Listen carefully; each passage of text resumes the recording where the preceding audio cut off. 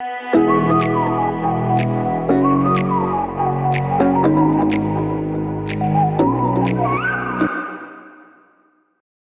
안녕하십니까. CNS 솔루션의 CN솔입니다. 저번 시간에는 저희가 함께 UiPath 스튜디오를 설치하는 방법에 대해서 배워봤고요. 이번부터 1강부터 9강까지는 저희 기본 강의로 좀 준비를 했습니다. UiPath를 이용하시는데 필요한 개념들이나 또는 함께 실습해보면 좋을 내용들을 준비했으니까요. 내용 천천히 따라하시면서 익혀보시면 좋을 것 같습니다. 1강부터 9강에 이르는 구성은 저희 변수, 데이터 조작, 엑셀, UI 입출력, 셀렉터, 디버깅, 프로젝트, PDF 자동화, 이메일 자동화 이런 식으로 구성이 되어 있습니다. 이 강의의 경우에는 여러분들이 전문가분들도 계시고 또 처음 하시는 분들도 계실 텐데 프로젝트를 개발하는 자신의 목적에 맞게 개발하는 과정을 집 짓는 과정이라고 생각해 주시면 좋을 것 같아요. 집을 지을 때 필요한 재료를 가지고 어떻게 자기가 놓느냐에 따라서 집 모양이 각기 달라지듯이 이 집을 놓는 것으로 생각하시고 이 강의를 들어주시면 좋을 것 같은데요. 1강에서 3강까지 변수, 데이터 조작, 엑셀 데이터 테이블 이 세 가지 강의 같은 경우에는 재료를 가공하는 과정이라고 생각해 주시면 됩니다.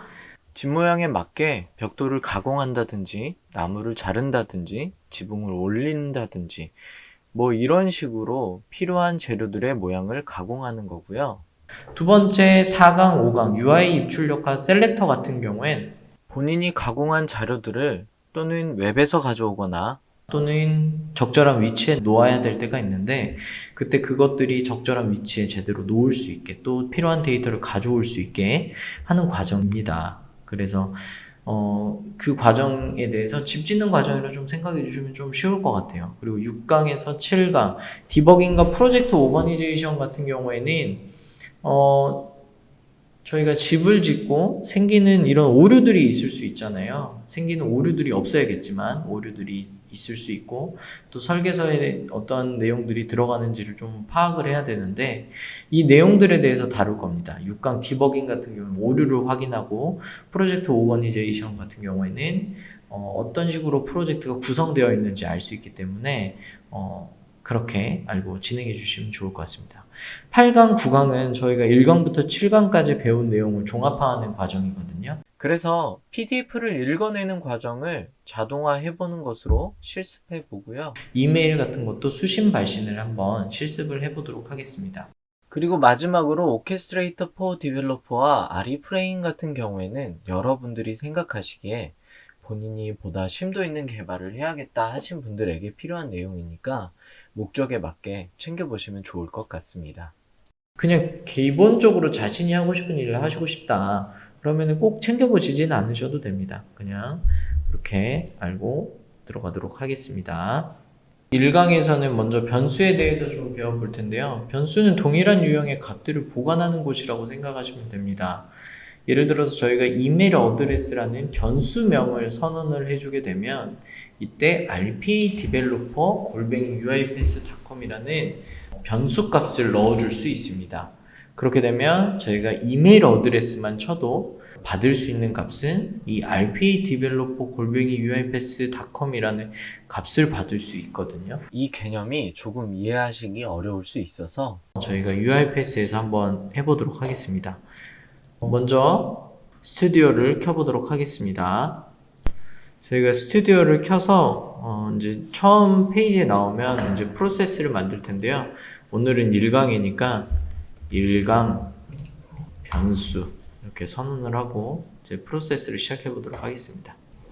로딩이 되면 저희가 이렇게 작업할 수 있는 공간이 나오고 워크플로우 열기를 눌러주시면 저희가 이렇게 프로젝트를 할 수 있는 게 나옵니다. 한번 여기서 새로 만들기 시퀀스를 눌러주시고 변수 이렇게 쳐주시면 여기에 하나의 프로젝트가 생기게 됩니다. 그래서 이 변수에 대해서 저희가 한번 예시를 들어보겠습니다.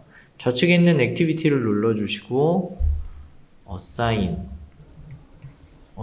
눌러주시면 이거를 드래그 앤 드랍으로 해서 이렇게 선언을 할 수가 있습니다. 그래서 저희가 아까 전에 PT에서 보셨다시피 이메일 어드레스라는 이름을 갖는 변수를 만들어 보겠습니다. 변수를 만드는 방법은 여러 가지가 있어요. 근데 그 중에 대표적인 방법은 이 어사인을 누르시고 하단에 있는 변수 버튼을 누르고 변수 만들기를 눌러주시면 여기에 대한 변수를 만들 수 있습니다. 한번 이메일 어드레스 변수를 만들어 보겠습니다. 그러면 저희는 이렇게 이메일 어드레스라는 변수를 만들었습니다. 그리고 여기에 똑같이 이메일 어드레스를 치게 됩니다. 그러면 이메일 어드레스라는 값이 선언이 된 겁니다. 이메일 어드레스라는 이름을 갖는 변수가 선언이 되고요. 여기에 저희가 이메일 어드레스에 해당하는 값을 넣어보도록 하겠습니다. 값을 넣어주실 때는 스트링의 경우에는 큰 따옴표를 써주셔야 되거든요. 그래서 rpbot@uipass.com 이렇게 한번 적어보도록 하겠습니다. 그러면 저희가 이 이메일 어드레스라는 이름을 갖고 있는 변수의 값으로 rpa@uipass.com이라는 값을 선언했습니다. 그러면은 이 값이 저희가 어떤 식으로 출력되는지 한번 봐봐야 되는데요. 저희가 메시지 박스를 한번 이용해 보도록 하겠습니다. 이 메시지 박스에서 저희가 이메일 어드레스라는 변수를 한번 선언한 것을 여기 적어 보도록 하겠습니다. 이렇게 보시면 em만 쳐도 저희가 선언한 변수가 나오게 되고 엔터 눌러주시고 하게 되면 저희가 메시지 박스에서 출력을 하게 되면 어떤 게 나올까요? 이메일 어드레스라는 단어가 나올까요? 한번 봐보도록 하겠습니다. 네, 이렇게 출력해서 보면은 rpa@uipass.com이라는 게 출력이 됩니다. 그 말은 저희가 이메일 어드레스를 선언을 했지만 여기에 저장된 값이 나오게 되는 겁니다. 그래서 이 개념이 처음에는 좀 익숙치 않으실 수 있으신데 계속 되게 중요한 개념이거든요. 그래서 저희가 차근차근 이 개념들 다시 한번 반복하면서 좀 익혀보도록 하겠습니다. 네, 저희가 다음으로 변수를 선언하는 방법을 배워보도록 하겠습니다.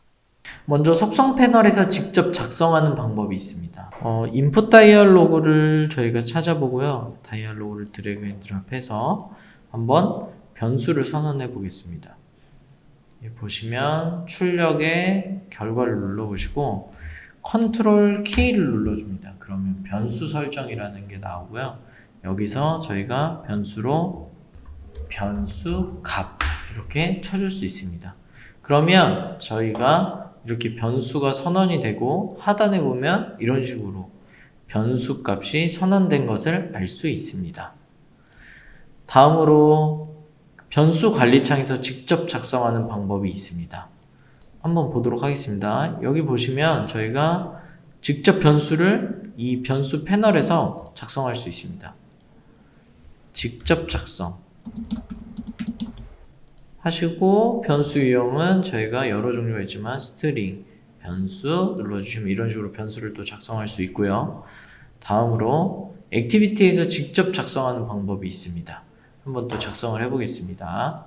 메시지 박스를 이렇게 선언하시고요. 우측 버튼을 눌러서 보시면 변수 만들기 버튼이 있습니다. 여기서 변수 만들기 버튼을 눌러주시면 이렇게 변수 패널이 떠지고 거기에 저희가 입력하고 싶은 variable의 값을 이렇게 입력할 수도 있습니다. 그래서 여기에 변수 값을 입력해주면 이렇게 느낌표가 사라질 수 있습니다. 이 변수를 선언해 보시면서 느끼신 게 변수를 선언하시다 보면 이런 식으로 변수 유형이라는 게 있습니다. 근데 이 유형에 대해서 저희가 이번에 배워보려고 하는데요. 보시면 변수의 종류는 진짜 여러 가지가 있습니다. 여기 보시면 이렇게 표시된 불린 인테저, 스트링 인트, 스트링 오브젝트, 데이터 테이블 어레이 외에도 이런 식으로 다양하게 변수의 유형들이 있는데요. 저희는 대표적으로 6가지 변수 유형에 대해서 좀 살펴보도록 하겠습니다. 먼저 변수의 종류에 스트링이라는 값이 있습니다. 스트링은 문자열을 저장할 수 있는 데이터 유형이며 이름과 같은 문자열을 저장합니다. 값을 줄 때는 양 끝에 겹다운표를 사용합니다. 이런 식으로 UiPath 스튜디오 354 같은 숫자로 이루어진 경우에도 이렇게 겹다운표를 안에 넣게 되면 스트링 변수로 선언이 될 수 있습니다. 한번 방금 전에 보여드렸던 것처럼 다시 한번 해보도록 하겠습니다. 네, 저희가 스트링을 한번 변수를 선언해 보도록 하겠습니다. 이 패널에서 Assign을 눌러주시고요.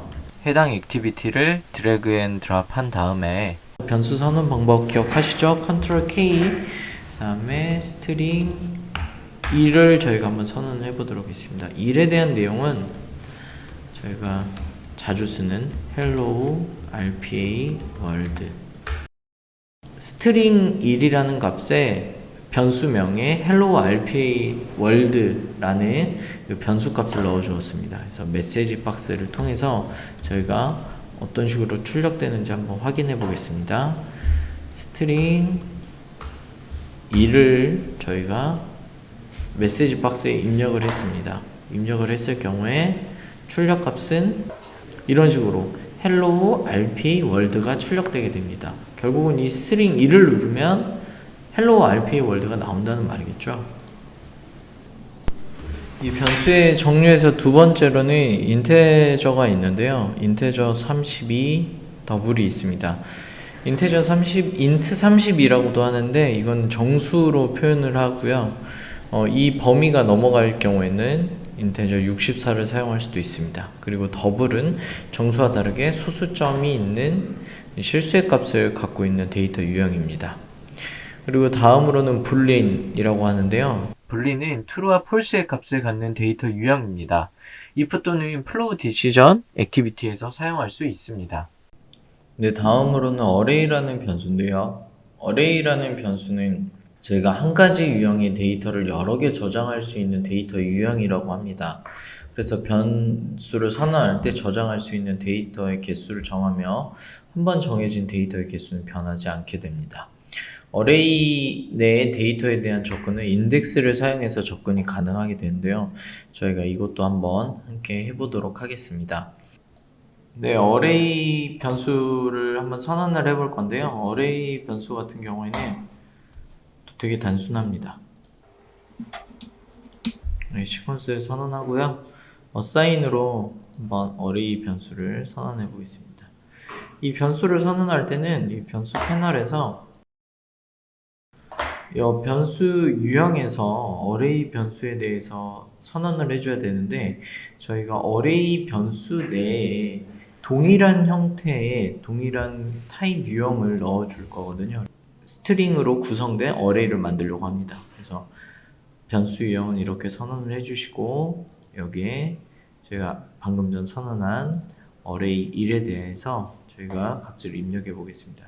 여기 밸류에 보시면 이렇게 입력을 할 수 있습니다. 대괄호를 입력해 주시고요. 우리 나라 좋은 나라 이렇게 한번 어레이를 선언해 보겠습니다. 이렇게 어레이 1, 2, 3이거든요. 그래서 확인 눌러주시면 어레이가 선언이 됐습니다. 그럼 이 어레이가 어떻게 선언되는지 한번 봐볼게요. 메시지 박스를 넣고요. 여기에 어레이 0 to string 이 to string은 그 배열로 되어 있는 것을 문자열로 볼 수 있게 변환을 해준 거거든요. 그래서 한번 디버거를 해보시면 이렇게 우리가 나오죠. 저희가 처음에 우리나라 좋은 나라 해서 어레이를 선언했습니다. 어레이 0번, 1번, 2번. 그래서 여기 한번 바꿔줄게요. 어레이 1로 하게 되면 아까 전에 우리가 나왔죠. 이 두 번째는 나라.